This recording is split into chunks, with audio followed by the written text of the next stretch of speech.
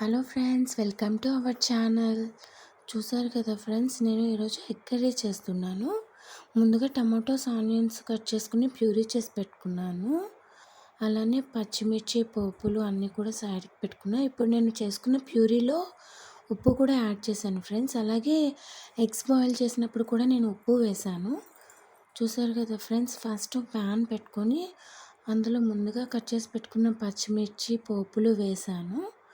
తర్వాత ముందుగా ప్యూరీ చేసి పెట్టుకున్నది కూడా యాడ్ చేశానన్నమాట.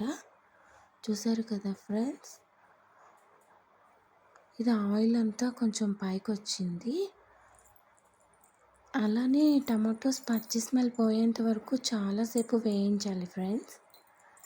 ఇప్పుడు ఇందులో నేను కొంచెం పసుపు యాడ్ చేసుకున్నాను. ఈ పసుపు యాడ్ చేసిన తర్వాత కారం కూడా యాడ్ చేస్తాను.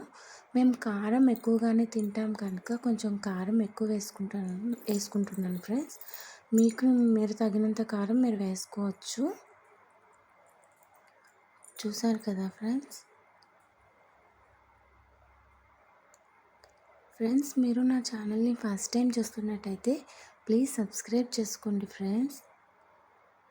అలానే నేను చేసిన వీడియోస్ మీకు నచ్చినట్లయితే మీ ఫ్రెండ్స్ అండ్ ఫ్యామిలీ మెంబర్స్కి షేర్ చేయండి ఫ్రెండ్స్.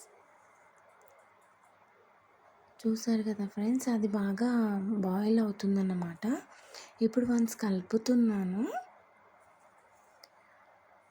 టమాటోస్ బాగా వేయించాలి ఫ్రెండ్స్, ఎందుకంటే మనకి మెయిన్ ఇంపార్టెంట్ టమాటో అన్నమాట. ఇందులో టమాటో స్మెల్ రాకుండా పచ్చివాసన పోయేంత వరకు వేయిస్తే కర్రీ టేస్ట్ బాగుంటుంది. ఇంకా ఇది తొందరగా బాయిల్ అవ్వాలి అని చెప్పి పచ్చివాసన పోవాలి అని మూత పెట్టుకున్నాను. అలానే ఇప్పుడు ధనియాల పొడి యాడ్ చేస్తున్నాను ఫ్రెండ్స్. చూసారు కదా, ఇది బాగా రోస్ట్ అవుతుంది.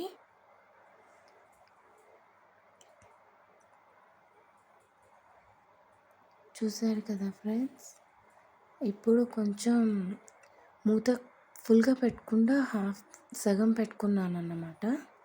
చూడండి, ఆయిల్ అంతా పైకి వస్తుంది అంటే మనకి టమాటో పచ్చివాసన పోయి బాగా రోస్ట్ అయిందన్నమాట. ఎగ్స్ మాత్రం కలర్ సూపర్ ఉంది కదా.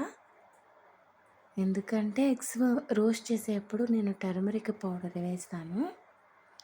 చూడండి ఫ్రెండ్స్, ఆయిల్ అంతా పైకి వచ్చింది అంటే టమాటోస్ బాగా రోస్ట్ అయిపోయాయి. ఇప్పుడు నేను ముందుగా కలిపి పెట్టుకున్న చింతపండు రసం వేస్తున్నాను. ఇంకా ఎగ్ కర్రీ అంటే ఎగ్ పులుసు చేసేటప్పుడు గుడ్లు పులుసులో ముందు ఇంపార్టెంట్ అయ్యింది చింతపండు రసం అన్నమాట. చూసారు కదా, నేను చింతపండు రసం యాడ్ చేశాను.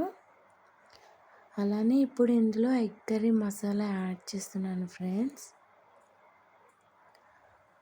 చూసారు కదా, కర్రీ కంప్లీట్ అవ్వకుండానే స్మెల్ మాత్రం సూపర్గా వస్తుంది. ఒకసారి మీరు కూడా ఇలా ట్రై చేయండి ఫ్రెండ్స్, మళ్ళీ మళ్ళీ చేసుకుంటారు.